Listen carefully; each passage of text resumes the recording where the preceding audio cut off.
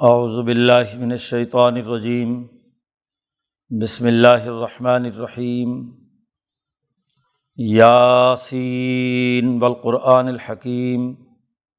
انک لمن المرسلین علی صراط مستقیم تنزیل العزیز الرحیم لتنذر قوما ما انذر آباؤہم فہم غافلون لقد حق القول على اکثرهم فهم لا يؤمنون انا جعلنا في اعناقهم اغلالا فهي الى الاذقان فهم مقمحون وجعلنا من بين ايديهم سدا ومن خلفهم سدا فاغشيناهم فهم لا يبصرون وسواء عليهم اانذرتهم ام لم تنذرهم لا يؤمنون انما تنذر من اتبع الذکر وخشی الرحمن بالغیب فبشرہ بمغفرۃ واجر کریم انا نحن نحیی الموتى ونکتب ما قدموا وآثارهم وکل شیء احصیناہ فی امام مبین صدق اللہ العظیم۔ یہ صورت یاسین کا پہلا رکوع ہے۔ پچھلی صورت میں یہ حقیقت واضح کی گئی تھی کہ کائنات کی ہر چیز اس خاص فطرت پر پیدا ہوئی ہے، اور جس چیز کی جو بنیادی فطرت ہے اسے اپنی فطرت کو نکھارنے کے لیے جد و جہد اور کوشش کرنی چاہیے۔ جو کسی انسان کی فطرت میں صلاحیتیں رکھی گئی ہیں انہیں جلا بخشنا، تکمیل کرنا، جو چیزیں استعداد کے طور پر تھیں انہیں بالفعل عمل میں لانا، یہی کامیابی کا راستہ ہے۔ تو فاطر السماوات والارض نے ہر چیز فطرت پر پیدا کی ہے۔ تمام چیزیں اپنے اپنے فطری نظام کے مطابق چل رہی ہیں۔ انسان کو تھوڑا سا اختیار دیا ہے، تو اس لیے انسانوں کو مخاطب کیا تھا، یا ایھا الناس، 3 دفعہ پچھلی صورت میں انسانوں کو مخاطب کر کے یا ایھا الناس کہہ کر ان کو اپنی فطرت کے نکھارنے کا حکم دیا گیا تھا، اور آخر میں فرمایا تھا کہ یا ایھا الناس انتم الفقراء الی اللہ، اے لوگو تم اللہ کے محتاج ہو، اللہ تو غنی حمید ہے، تم لوگ محتاج ہو، اور اپنی احتیاج کو دور کرنے کے لیے اللہ کی طرف رجوع کرو۔ اس صورت مبارکہ میں فطرت انسانی کو متنبہ کرنے کے لیے کتاب مقدس قرآن حکیم کے نزول کا تذکرہ ہے۔ یہاں بھی اس صورت کے اندر ایک آدمی کا واقعہ بیان کرتے ہوئے کہا ہے کہ وَمَا لِيَ لَا أَعْبُدُ الَّذِي فَطَرَنِي، کیا ہوا مجھے کہ میں اس ذات کو جس نے مجھے ایک خاص فطرت پر پیدا کیا ہے تو میں اس ذات کو نہ مانوں، اس کی عبادت نہ کروں۔ تو فطرت انسانی کے نکھار کے لیے کتاب مقدس قرآن حکیم، جو مکے والوں کے پاس کافی صدیوں کے بعد نازل ہوئی اور نبی اکرم صلی اللہ علیہ وسلم کی بعثت ہوئی، تو اس کے ذریعے سے اپنی فطرت کو درست کرنا، اس کی تکمیل کے لیے کردار ادا کرنا، یہ انسانوں کا فریضہ ہے۔ تو گویا کہ فطرت کو متنبہ کرنے کے لیے حکمت والا قرآن اور حکمت والے رسول بھیجے ہیں۔ حکمت کے ذریعے سے ہی فطرت نکھرتی ہے۔ فطرت کی تعریف بیان کی تھی پچھلی صورت میں کہ شروع میں مولانا سندھی رحمۃ اللہ علیہ کے حوالے سے ہر چیز کی حقیقت، اس کے خواص، اوصاف، تاثیرات اور نتائج متعین کرنا، یہ فطرت کہلاتا ہے۔ تو اس فطرت کے نکھار کے لیے حکمت کی ضرورت ہوتی ہے کہ گرد و پیش کی تمام چیزوں کو درست تناظر میں سمجھا جائے اور انہیں اس طریقے سے بروئے کار لایا جائے کہ فطرت صحیح خطوط پر آگے بڑھے، اس کی تکمیل ہو۔ اس لیے اس صورت میں آغاز میں ہی قرآن حکیم کی قسم اٹھائی گئی ہے۔ اس سے پہلے حروف مقطعات میں سے یا سین، غیب الغیب پر دلالت کرتا ہے، اور سین حروف مقطعات میں سے کسی بھی چیز کا کسی دائرے کے اندر سرایت کرنے پر دلالت کرتا ہے۔ یعنی یہ اللہ کا نور ہے قرآن حکیم، جو غیب سے نازل ہوا ہے اور دنیا میں انسانی دلوں میں جو اس کی طرف متوجہ ہوتے ہیں ان کے وجود کے اندر سرایت کر جاتا ہے۔ اس کا پروگرام پوری دنیا میں انسانیت جو اصل فطرت پر ہے اس میں سرایت کرنے والا ہے، یہ غالب آ کر رہے گا۔ اب جو اپنی فطرت کو مسخ کرتے ہیں، جو اس سے صحیح رہنمائی نہیں لیتے قرآن حکیم سے، وہ چاہے لاکھ مخالفت کریں، یہ دین غالب آ کر رہے گا، پوری دنیا میں سرایت کر کے رہے گا۔ ان کی مخالفت یا ان کا نہ ماننا یہ اس کے راستے کی ایک تو رکاوٹ نہیں ہے، اور دوسرے نبی اکرم صلی اللہ علیہ وسلم کو تسلی دی گئی ہے کہ جو لوگ تسلیم نہیں کرتے، دراصل ان کی فطرت کے اندر ہی کوئی کجی ایسی ہے، مزاج کے اندر خرابی ایسی ہے کہ انہوں نے اول وہلہ میں اس دین حق کو قبول نہیں کیا، تو اللہ نے ان کی استعداد ہی سلب کر لی۔ جیسے کسی عضو کو کسی کام پر نہ لگایا جائے تو وہ شل ہو جاتا ہے، ہاتھ کو 10 دن حرکت ہی نہ دی جائے تو وہ ایسا بیکار ہو جاتا ہے کہ دوبارہ لاکھ کوشش کرو تو وہ درست نہیں ہو سکتا۔ ایسے انسانوں میں سے جو انسان اپنی فطرت کے سفر پر روانہ نہیں ہوتے اور وہ اسی جگہ جمود کی حالت میں رہتے ہیں، تو ایک وقت آتا ہے تو پھر ان کے دلوں پر مہر لگ جاتی ہے۔ اس وقت ڈراؤ یا نہ ڈراؤ، سواء علیہم اانذرتہم ام لم تنذرہم، وہ کبھی بھی ایمان نہیں لانے والے، کیونکہ وہ ایسا ہی ہے انسانی جسم میں جیسے ایک بیکار عضو ہوتا ہے جو اپنی خود ایسے عادات اور اطوار کی وجہ سے ناکارہ ہو جاتا ہے کہ جو کسی کام کے قابل نہیں ہے۔ تو سورت کا آغاز کیا ہے اللہ کے اس نور اور تجلی قرآن حکیم کی صورت میں جو آئی، جس نے پوری دنیا میں اس نور کو پھیلایا۔ یہ اللہ کی تجلی کتاب مقدس قرآن حکیم کی صورت میں بھی ہے، اور اللہ کی یہ تجلی اور شاعر نبی اکرم صلی اللہ علیہ وسلم کی ذات گرامی کی صورت میں بھی ہے کہ آپ دنیا میں جو نور لے کر آئے ہیں، آپ کی ذات گرامی سے یہ نور پوری دنیا میں پھیل کر رہے گا۔ کوئی اس کی مخالفت کرتا ہے تو کرے، تو وہ اپنا ہی نقصان اٹھائے گا۔ والقرآن الحکیم، قسم ہے اس حکمت والے قرآن کی جو بڑی پر از حکمت باتیں بیان کرتا ہے، انسانی فطرت کے نکھار کے لیے، اس کو متنبع کرنے کے لیے، حکمت کے اصول پر انسانوں کو ترقی دینے کے لیے یہ ہدایت نامہ نازل ہوا ہے۔ ایسے قرآن حکیم کی قسم اللہ تبارک و تعالیٰ خود اپنے کلام الہی کی قسم اٹھا رہا ہے۔ قرآن کی قسم اٹھا کر کہا انک لمن المرسلین، بے شک آپ رسولوں میں سے ہیں، آپ کو بھیجا گیا ہے۔ جو لوگ اللہ کی طرف سے دنیا میں دین کو غالب کرنے کے لیے بھیجے گئے ہیں، ان میں آپ کا شمار ہوتا ہے۔ تو قرآن حکیم کی قسم اٹھا کر اللہ نے نبی اکرم صلی اللہ علیہ وسلم کی رسالت کی حقانیت واضح کی ہے۔ آپ رسولوں میں سے بھی ہیں اور علی صراط مستقیم، آپ بالکل سیدھے اور درست راستے پر بھی ہیں، صراط مستقیم پر ہیں۔ اس راستے میں کوئی کجی نہیں ہے، کوئی کوتاہی نہیں ہے، کوئی شک نہیں ہے، کوئی ریب نہیں ہے۔ یہ المستقیم بالکل سیدھا راستہ ہے۔ پھر اسی کے ساتھ فرمایا تنزیل العزیز الرحیم، یہ کتاب مقدس قرآن حکیم یہ اس ذات نے نازل کی ہے جو بہت عزیز، زبردست، طاقتور ہے ظالموں اور کافروں کے لیے، اپنی فطرت کو مسخ کرنے والوں کے لیے، اور الرحیم ہے، بہت ہی شفیق اور مہربان ہے، نہایت رحم کرنے والا ہے ان لوگوں پر جو اپنی فطرت کو نکھار کر کتاب مقدس قرآن حکیم سے رہنمائی لیتے ہیں۔ کیوں آپ صلی اللہ علیہ وسلم کو دنیا میں مبعوث کیا ہے اور کیوں یہ کتاب نازل کی ہے، اس کی وجہ اور مقصد خود بیان کر دیا۔ لتنذر قوما، آپ ڈرائیں ایک ایسی قوم کو، ما انذر آباؤہم فہم غافلون، جن کے آباء و اجداد کو اس سے پہلے کبھی ڈرایا نہیں گیا اور صدیوں سے وہ غفلت میں پڑے ہوئے ہیں۔ یہ بڑا ہی مشکل ٹاسک ہوتا ہے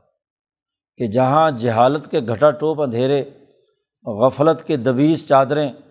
انسانی دل و دماغ پر ہوں، ان کو جھنجھوڑ کر سیدھے راستے پر لانا بہت مشکل کام ہے۔ بعض قومیں ایسی ہیں جن میں یکے بعد دیگرے نبی آتے رہے، جیسے یہودی ہیں، تو ان کو نبوت کی کچھ نہ کچھ اساسیات کا پتہ ہے، وہ کچھ نہ کچھ کتابوں سے، علم اور شعور سے کوئی واقفیت رکھتے ہیں۔ لیکن یہ مکے کے مشرک، یہ قریشی، ان کو تو ہزاروں سال ہو گئے کہ ان کو کوئی ڈرانے والا نہیں آیا۔ ابراہیم اور اسماعیل کو گزرے ہوئے تو بڑا زمانہ گزر گیا، ان کے بعد سے لے کر اب تک کوئی ان کے ہاں نہ کتاب نازل ہوئی، انہیں تو کتاب کا پتہ نہیں، اور نہ ہی ان کے ہاں یہاں کوئی رسول آیا۔ تو اب ایسی قوم جو صدیوں سے غفلت کے دبیز پردوں میں چھپی ہوئی ہو، ان کے دلوں پر غفلت کے تالے ہوں، خود کہتے ہوں کہ قالوا قلوبنا غلف، ہمارے دلوں پر تو غلاف چڑھا ہوا ہے، تو حالت ایسی ہو تو ایسا مشکل ٹاسک ایسی جاہل قوم کو سیدھے راستے پر لانا، درست راستے پر لانا، یہ بڑا مشکل ٹاسک ہے۔ تو ما انذر آباؤہم فہم غافلون، لقد حق القول علی اکثرہم فہم لا یؤمنون۔ غفلت کی حالت یہ ہے کہ باوجود اس بات کے کہ قرآن حکیم بار بار مختلف انداز اور اسلوب میں اپنی بات سمجھاتا ہے، باوجود اس بات کے کہ حضرت محمد مصطفیٰ صلی اللہ علیہ وسلم اپنی تمام تر توانائیاں خرچ کر کے ان کو دین حق کی دعوت دیتے ہیں، لیکن ان کی حالت یہ ہے کہ اس کا انکار کر کے اب ان کے اوپر، ان کی اکثریت پر اللہ کا یہ قول برحق ہو چکا ہے کہ فہم لا یؤمنون، کہ یہ ایمان نہیں لائیں گے۔ استعداد انہوں نے اپنی خراب کر لی، اس لیے قرآن حکیم نے اس کی مزید وضاحت کے لیے دوسری جگہ پر کہا ہے کہ جب یہ لوگ گمراہ ہوئے، زاغو، جب یہ گمراہ ہوئے تو ازاغ اللہ پاک نے ان کو کیا گمراہ کر دیا۔ تو پہلا عمل یہ نہیں ہے کہ اللہ پاک نے ان کو پیدائشی نالائق پیدا کیا تھا، انسان پیدا ہوا ہے، اور ہر انسان فطرت اسلام پر پیدا ہوتا ہے، کل مولود یولد علی الفطرہ، ہاں جی، جو انسان پیدا ہوتا ہے وہ فطرت پر پیدا ہوتا ہے، پھر ان کے آباء و اجداد کسی کو یہودی، کسی کو نصرانی، کسی کو مجوسی بنا دیتے ہیں، تو یہ ان کے آباء و اجداد پر چونکہ کوئی ڈرانے والا نہیں آیا تو انہوں نے ان کو اس شرک اور کفر کے اس دائرے میں داخل کر دیا۔ خاص طور پر پچھلے 300 سال سے عمرو بن لحی کے زمانے سے بت پرستی ان کے اندر پیدا ہوئی، تو اس خرابی کا اثر یہ ہے کہ اب ان پر حق کا قول ثابت ہو چکا ہے، ان کی اکثریت پر یہ ایمان لانے والے نہیں۔ اب وہ جو مکہ کا کریم ہے اس کی اکثریت کی بات ہو رہی ہے جی، ورنہ یوں تو بہت سارے لوگ ہاں جی مسلمان بعد میں ہوئے ہیں، لیکن یہ ہاں جی مکی صورت ہے، اور مکہ مکرمہ میں اس وقت تک قریشیوں میں سے گنتی کے آدمی تھے جو مسلمان ہوئے جی۔ حضرت ابوبکر صدیق ہیں، عمر فاروق ہیں، عثمان غنی ہیں، علی المرتضیٰ ہیں، طلحہ زبیر وغیرہ، یعنی بہت تھوڑے لوگ، چند لوگ ہیں، بعض لوگ تو بعد میں مسلمان ہوئے ہیں۔ تو اکثریت جو ہے وہ ایمان لانے والی نہیں تھی، اور ان سرداروں کی وہ اکثریت ہی تھی کہ جو 70-75 لوگ جو ہیں وہاں قتل ہوئے بدر میں، یہ انہی لوگوں کے بارے میں کہا جا رہا ہے۔ باقی تو کیا ہے، ان کے ماتحت تھے، ان کے تابع تھے۔ کسی بھی سوسائٹی میں جو رائے رکھنے والے کامل لوگ ہوتے ہیں اس کی اساس پر معاملات دیکھے جاتے ہیں، بیچارے جو تابع ہیں ان کی اپنی کوئی رائے نہیں، جیسی ہاں جی کسی دوسرے کی رائے آئی اس کے پیچھے لگ گئے، ان کی بات نہیں ہو رہی۔ تو یہ جتنے بڑے بڑے یہاں سردار ہیں، قریشیوں کے قبیلوں کے لیڈر ہیں، ان کی اکثریت ایمان لانے والی نہیں۔ ان کی ان خرابیوں اور غلطیوں اور ہاں جی گناہوں اور کفر کی وجہ سے انا جعلنا فی اعناقہم اغلالا، ہم نے ان کی گردنوں کے اندر طوق ڈال دیے جی۔ جب آدمی اپنی فطرت کو مسخ کرتا ہے اور سیدھے راستے پر نہیں چلتا تو پھر ان کی گردن ہاں جی اس کے اندر تکبر اور غرور سے جب انسان اکڑ کر دوسروں کو دیکھتا ہے تو ایسے جیسے اس کی گردن میں سریا آیا ہوا ہے، تو سریا سیدھا ہوتا ہے، لیکن اگر یہ پرانے قبائل اور دیہاتوں میں دیکھا ہو تو بعض عورتوں کی گردن لمبی کرنے کے لیے یہاں کڑے پہنائے جاتے ہیں، وہ ہوتے یہاں تک ہوتے ہیں، وہ بیچاری نیچے صحیح طریقے سے سر نیچے کر ہی نہیں سکتی، ہاں جی، تو وہ ان کے رسم و رواج میں سے یہ بات ہے۔ تو وہ اس طریقے سے کڑے پہن گئے ہیں، یعنی تکبر کی اتنی لیئر ان کی گردن کے چاروں طرف آئی ہوئی ہے کہ ان کی یہ جو ٹھوڑیاں ہیں فَهِيَ إِلَى الْأَذْقَانِ فَهُمْ مُقْمَحُونَ، ان کی ٹھوڑیاں اوپر کی طرف ایسے اُلل، اس کو اردو میں کہا جاتا ہے، اوپر کی طرف ان کے سر اُلل رہے ہیں۔ حضرت شیخ الہند نے ترجمہ کیا ہے اُللنا یعنی ایسے کی طرف، یعنی نیچے دیکھنے کی صلاحیت ہی نہیں ہے۔ گویا کہ اپنے دل میں جھانکنے اور اپنے جسم کی طرف دیکھنے، اپنے اس بد حالت کو دیکھنے کی بھی صلاحیت نہیں رہتی جب انسان کے گردن میں اتنے کڑے اور اتنا سریا پڑا ہوا ہو۔ وہ نیچے انسانوں کو دیکھنے اور انسانوں کے حقوق ادا کرنے یا اپنے وجود کے حق ادا کرنے کی طرف بھی متوجہ نہیں ہوتا۔ اس لیے ایسا متکبر آدمی جو اس طریقے سے چلتا ہے تو کبھی کسی نہ کسی گڑھے کے اندر گر کر کیا ہے، جیسے بدر کے گڑھے میں یہ لوگ گرے۔ تو ہم نے ان کی گردنوں میں ان کے ان جرائم کی وجہ سے جب بھی انہوں نے نبی کی بات نہیں مانی تو اس کی ایسی لعنت آئی کہ اس کے نتیجے میں ان کے گلے کے اندر ایسے کڑے اور طوق ڈال دیے گئے کہ ان کی ٹھوڑیاں اوپر کو اٹھی ہوئی ہیں۔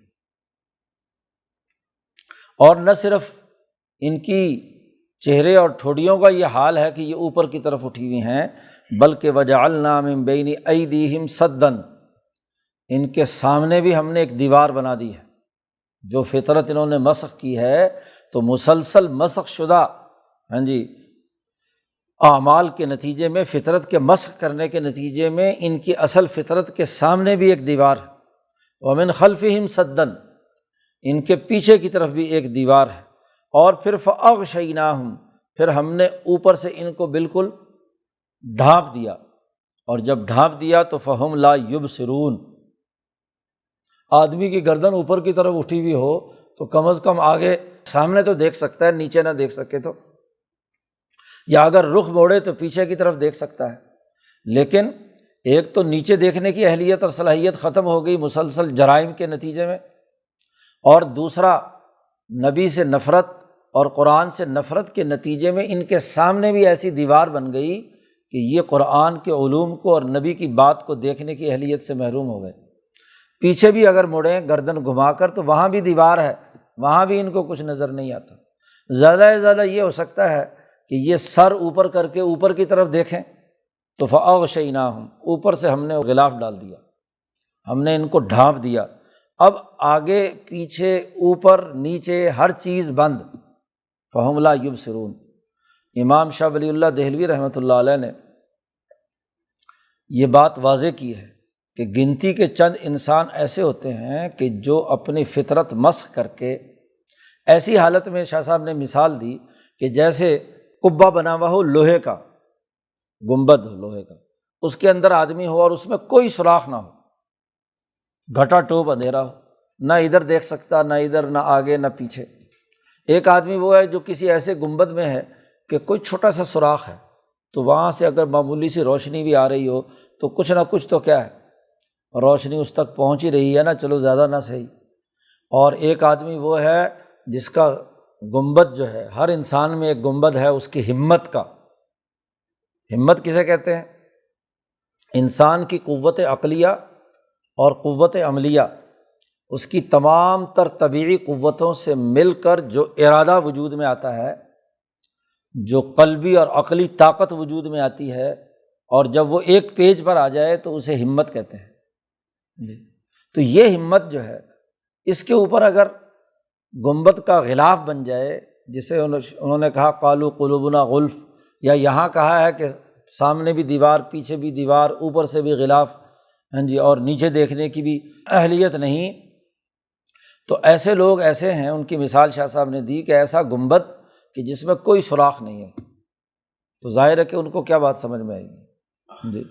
پھر انسانوں میں جو جس درجے کا اس کی ہمت میں سوراخ ہوگا، اتنے درجے میں وہ اللہ کی طرف متوجہ ہوگا، اس نور اور روشنی کی طرف سفر کرے گا۔ اور جو انبیاء علیہم السلام ہوتی ہیں، ان کی ہمت کا قبہ صاف شفاف ایسے شیشے کا ہوتا ہے کہ اس کے آر پار چیزیں ایسے نظر آتی ہیں کہ جیسے درمیان میں کوئی رکاوٹ نہیں ہے۔ وہ شیشہ اتنا شفاف ہوتا ہے کہ جو کچھ نور الہی اوپر سے نازل ہوتا ہے وہ براہ راست ان کے وجود، ان کے قلب اور ان کے دل و دماغ پر منتقل ہوتا ہے۔ یہی حال صحابہ، تابعین، اولیاء اللہ، علماء ربانیین کا ہے کہ جس کا قبہ ہمت اتنا مضبوط اور بلند ہو، اتنا صاف شفاف ہو کہ وہ نور الہی جو نبی اکرم صلی اللہ علیہ وسلم کی ذات گرامی کا نور ہے اور اس کتاب مقدس قرآن حکیم کا نور ہے، وہ ان کے اوپر مکمل روشن ہو جائے۔ تو جتنی صلاحیت اور استعداد ہوتی ہے اتنا ہی کیا ہے انسان کے اندر وہ نورانیت جذب کرنے کی اور اس کے اندر نور کے سرایت کرنے کی صلاحیت اور استعداد ہوتی ہے۔ جیسا کہ اگلے رکوع میں واقعہ بیان کیا گیا ہے، جن کی فطرت صاف شفاف ہے ان کی حالت کیا ہوتی ہے۔ حضرت خواجہ قطب الدین بختیار کاکی رحمۃ اللہ علیہ اولوالعزم لوگوں میں سے ہیں۔ تو جب خواجہ حضرت بابا فرید رحمۃ اللہ علیہ ان کے مرید ہوئے تو ابھی نوجوان تھے، حضرت سے بیعت ہوئے تو حضرت نے ان کو اوراد و وظائف بتا کر، ایک حجرہ تھا وہاں دلی میں حضرت قطب صاحب کے ہاں خانقاہ میں، تو وہاں ان کو ذکر اذکار میں لگا دیا۔ اسی دوران حضرت خواجہ معین الدین اجمیری چشتی رحمۃ اللہ علیہ، جو حضرت خواجہ قطب الدین بختیار کاکی کے پیر و مرشد ہیں، وہ آئے تو حضرت خواجہ معین الدین اجمیری جب وہاں پہنچے اور ان کو دورہ کرایا انہوں نے اپنی خانقاہ کا، تو مختلف لوگ جو ذاکرین تھے اپنے اپنے کمرے میں، بابا فرید پر نظر پڑی تو حضرت نے معین الدین چشتی رحمۃ اللہ علیہ نے حضرت خواجہ قطب صاحب سے کہا، نوجوان پر نظر پڑتے ہی بابا فرید پر، کہ یہ بڑی اونچی ہمت کا تو نے پرندہ شکار کیا ہے، بڑی اونچی ہمت والا ہے، اس کی سنبھل کر کیا ہے تربیت کرنا، قبہ ہمت اس کا بہت بلند ہے، صاف شفاف شیشے کی طرح ہے، اس کی جتنی اونچی تو تربیت کر سکے اتنا کرنا۔ تو حضرت کا فیض سارا کا سارا کہاں منتقل ہوا؟ حضرت بابا فرید گنج شکر رحمۃ اللہ علیہ کو حاصل ہوا، اس لیے ان کا فیض پوری دنیا میں پھیلا، پوری دنیا میں پھیلا۔ پاک وطن کے مرکز میں آ کر جب حضرت بیٹھے ہیں تو پوری دنیا سیراب ہوئی، کہاں خواجہ نظام الدین اولیاء تربیت یافتہ، کہاں بڑے بڑے اولوالعزم لوگ جو ہیں حضرت صابر صاحب، تو ایسے ایسے لوگ تربیت کیے کہ جو بہت طاقتور اور مضبوط تھے۔ اس لیے اس علاقے میں آ کر یہاں کے بڑے بڑے طاقتور خاندانوں کو حضرت کی ہمت نے زیر کیا اور ان کی فطرت نکھار کر انہیں دین اسلام قبول کرنے کی طرف مائل کیا۔ تو یہ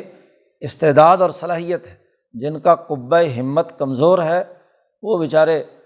کچھ کام نہیں کر سکتے، اور جن کا قبہ ہمت مضبوط ہوتا ہے اور عالی ہوتا ہے وہ دراصل انوارات الہیہ کو قبول کرتے ہیں۔ قرآن حکیم نے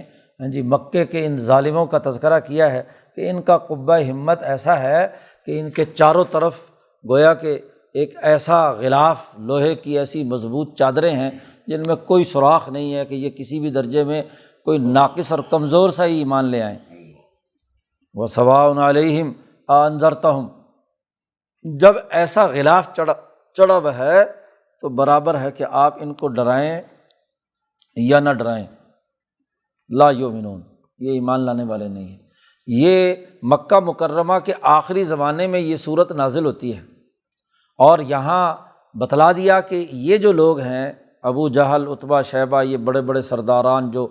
پھر بعد میں قتل ہوئے، تو یہ اب اس قابل نہیں ہیں کہ یہ انسانی فطرت کے کسی بھی دائرے میں اپنے آپ کو درست کر سکیں، لہٰذا اب ان کو نظر انداز کیجیے۔ ہجرت حبشہ کے بعد جب ہجرت مدینہ کا فیصلہ ہو رہا ہے، اس زمانے میں یہ آیت نازل ہوئی اور حضور صلی اللہ علیہ وسلم سے کہا گیا کہ ان کو نظر انداز کرو، چھوڑ دو بس۔ انما تنذر من اتبع الذکر، آپ اسے ڈرا سکتے ہیں کہ جو ذکر کی پیچھے چلے، اس قرآن کی اتباع کرے، اور وخشی الرحمن بالغیب، جو رحمان اللہ تبارک و تعالیٰ سے بل دیکھے ڈرے، جس میں اللہ سے ڈرنے اور اللہ سے تعلق قائم کرنے کا جذبہ ہوگا، اسی کو آپ ڈرائیں گے نا، ورنہ تو کسی کو زبردستی تو کلمہ نہیں پڑھا سکتے۔ پیچھے تذکرے میں آیا تھا انک لا تہدی من احببت،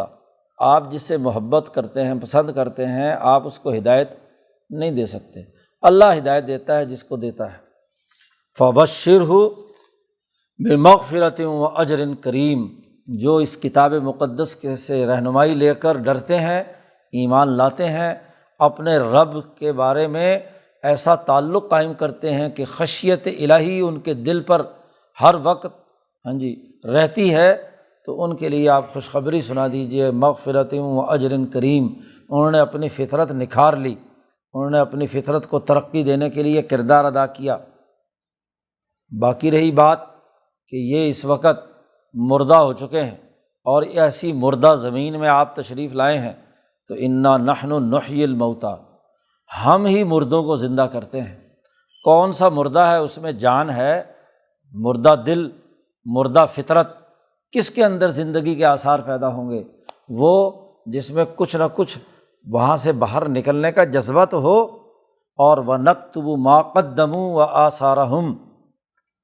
اور ہم لکھ رہے ہیں جو کچھ یہ آگے بھیج رہے ہیں، جو نشان پیچھے چھوڑ کر جا رہے ہیں اور جو آگے بھیج رہے ہیں، ہر چیز ہمارے ریکارڈ میں ہے۔ کون حیات کے کس درجے میں ہے اور کون بالکل مردہ ہو چکا ہے، زنگ آلود ہو چکا ہے کہ اس کے اندر صلاحیت اور استعداد ہی ختم ہو گئی۔ امام شاہ ولی اللہ فرماتے ہیں کہ انسانی روحیں اللہ کی طرف متوجہ ہوتی ہیں، لیکن روح پر زنگ ہی اتنا چڑھ جائے، جیسے لوہا زنگ آلود ہو جائے تو مقناطیس کی طرف اس کی کشش ختم ہو جاتی ہے، کیونکہ اس میں حدیدیت یعنی لوہے کی استعداد اور صلاحیت ہی سرے سے کیا ہے، ختم ہو گئی، تو اس کے اندر کشش اور جذب کیسے ہوگا؟ اللہ کی تجلی، یہ مقناطیس تو اپنی طرف کھینچ رہا ہے، اب جائے گا وہ جس کے اندر کچھ اپنی فطرت کے مطابق کچھ لوہے کی صلاحیت اور استعداد، تو کچھ تو لوہا بچا ہوا ہو، اور جہاں مسلسل زنگ آلود تہیں جم گئی ہوں اور لوہا اصل وجود میں باقی نہ رہا ہو، بس صرف سامنے نظر آ رہا ہے کہ لوہا ہے، ویسے ہی مارو اس کو تو وہ بکھر کر کیا ہے، مٹی ہو جائے گا، تو اس کے اندر کیا کشش رہے گی؟ قرآن حکیم کہتا ہے کل شیء احصیناہ فی امام مبین، ہم نے ہر چیز لوح محفوظ کے اندر، کھلی اصل کتاب کے اندر ہم نے وہاں جمع کر رکھی ہے۔ احصاء قرآن کی ایک اصطلاح ہے، اور اس کا مفہوم امام شاہ ولی اللہ دہلوی نے فرمایا کہ انسان جب دنیا میں کوئی عمل کرتا ہے تو وہ عمل اس کے نفس کے ساتھ، روح کے ساتھ وابستہ ہو جاتا ہے، اور پھر اس روح کے ذریعے سے یہ سانس جہاں سے آ رہا ہے، مالا اعلیٰ میں جو اس کا سرور موجود ہے، جہاں سے اس کی زندگی، حیات اور اس کا اصل ماسٹر کاپی موجود ہے، یہ تمام اعمال اس ریکارڈ میں جا کر کیا ہے، محفوظ ہو جاتے ہیں، اور وہیں سے اس کو پرنٹ لے کر دیا جائے گا کہ لو یہ اپنا نامہ اعمال پڑھو، دائیں ہاتھ میں یا بائیں ہاتھ میں۔ تو ہر چیز ہماری شمار میں ہے، ہماری گنتی میں ہے، اور وہ لوح محفوظ میں ہم نے لکھی ہوئی ہے۔ تو جس نے جس درجے میں اپنی فطرت نکھاری، اسے اسی درجے کے اندر ترقی ملے گی، اور جس نے جس درجے میں اپنی فطرت مسخ کی، اس کے مطابق اسے سزا ملے گی، وہ ایمان لانے والا نہیں ہے۔ تو اس رکوع میں بنیادی فطرت سے متعلق نکھارنے کے لیے بنیادی باتیں بیان فرمائیں کہ ایک تو کتاب مقدس قرآن حکیم، اور دوسرا نبی اکرم صلی اللہ علیہ وسلم کی ذات گرامی ہے، جو ان دونوں انوارات الہیہ، تجلیات الہیہ سے رابطہ پیدا کرے گا وہ کامیاب اور ترقی یافتہ ہے۔ اس کے لیے بشرہ بمغفرۃ و اجر کریم، اور جو اس کا انکار کرے گا اس کے لیے سزا ہے۔ اگلے رکوع میں پورا قصہ بیان کیا ہے اصحاب القریہ کا،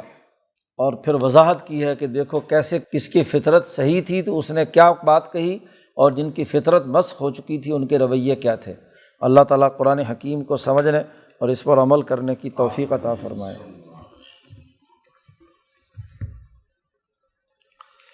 اللہ